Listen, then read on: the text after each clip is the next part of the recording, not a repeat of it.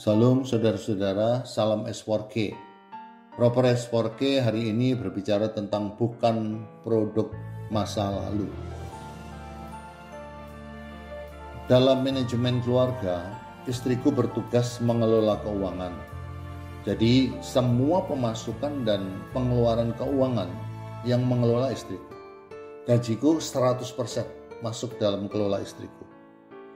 Kita sudah berkomitmen untuk terbuka, nggak ada hal sekecil pun yang disembunyikan.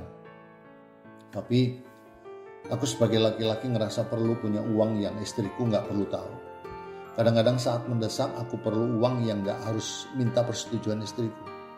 Jadi diam-diam aku buka rekening yang istriku nggak tahu. Beberapa tahun itu berjalan dengan aman. Tapi beberapa hari yang lalu sepertinya Tuhan nggak berkenan dengan sikapku yang sembunyi-sembunyi dari istriku. Ada saudara yang perlu bantuan sangat mendesak, maka aku bantu keuangan dengan mentransfer melalui kartu ATM. Dan gak tahu gimana ceritanya, struknya masih ada di kantong celanaku. Saat istriku minta sesuatu yang harus dibawa, aku bilang ambil sendiri di kantong celana. Saat itulah istriku menemukan struk transferan itu. Lalu dia tanya, "Pak, ini papi transfer ke siapa? Papi punya rekening bank ya?" Kayak disambar petir rasanya. Gimana cara jelasinnya? Sebagai laki-laki, aku pasang badan dengan marah sama istri. Cari pembenaran supaya istriku gak berpikir macam-macam. Kamu gak rela ya kalau suamimu ini pegang uang? Dan segala macam pembenaran lainnya. Istriku terdiam, bengong dengerin ocehanku. Lalu dengan suara lembut istriku bilang, "Papi, mami cuman tanya." Lalu kami saling terdiam. Sampai pada akhirnya dengan kekuatan Tuhan aku dikoreksi lewat firman yang terdapat dalam 2 Korintus 5 ayat 17. Begini bunyi firman-Nya.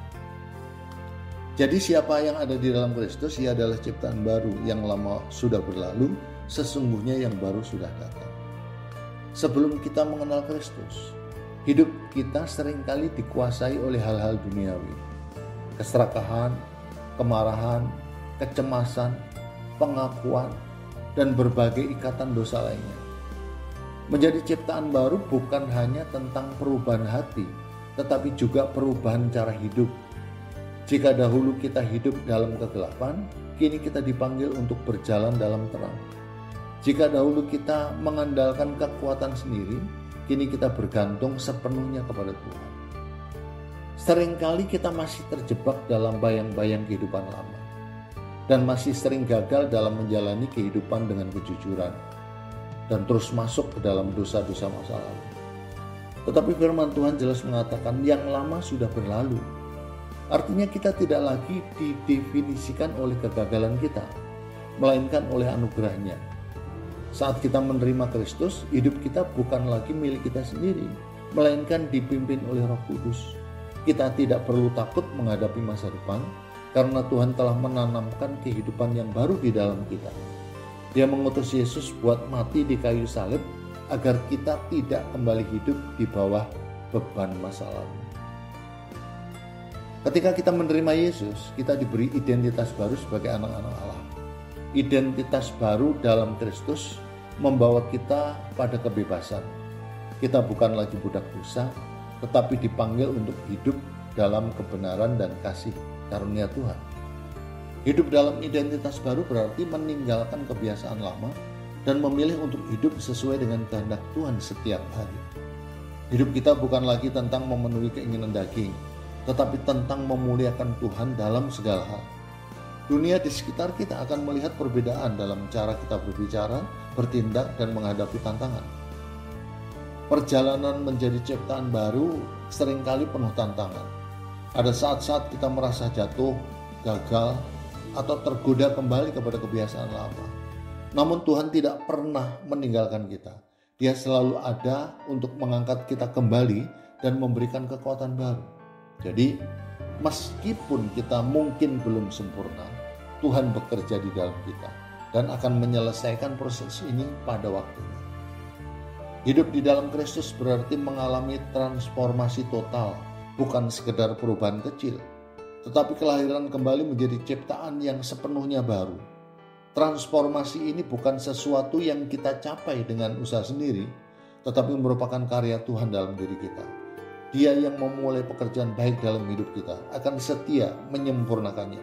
Oleh karena itu, kita harus terus bertumbuh dalam iman, meninggalkan kehidupan lama, dan mengejar kekudusan yang berkenan kepadanya.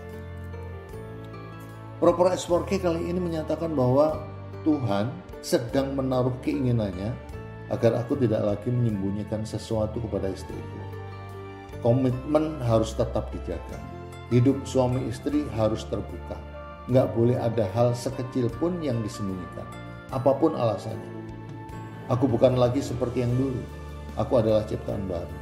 Tuhan telah mengangkatku dari kehancuran dan memberiku kehidupan yang baru. Tuhan menginginkan agar aku menjalani hidup dengan iman dan memancarkan kemuliaan Kristus dalam setiap langkahku. Puji Tuhan, haleluya. Dengan pertolongan Tuhan, aku dimampukan untuk keluar dari kegelapan kepada terangnya yang ajaib. Aku minta maaf sama istriku atas ketidakjujuranku. Aku bertekad ketidakjujuran yang pernah mengikatku tidak lagi berkuasa atasku, karena dalam Kristus aku telah diperbaharui. Saat aku menerima Kristus, hidupku bukan lagi milikku sendiri, melainkan dipimpin oleh Roh Kudus. Jika dulu aku hidup dalam kegelapan, kini aku dipanggil untuk berjalan dalam terang. Aku bukan lagi seperti yang dulu. Aku adalah ciptaan baru. So, sekarang ingat ya, firman Tuhan dibentangkan untuk diakui, agar kebangunan rohani terjadi setiap hari. Tuhan Yesus memberkati kita semua. S4K, yes.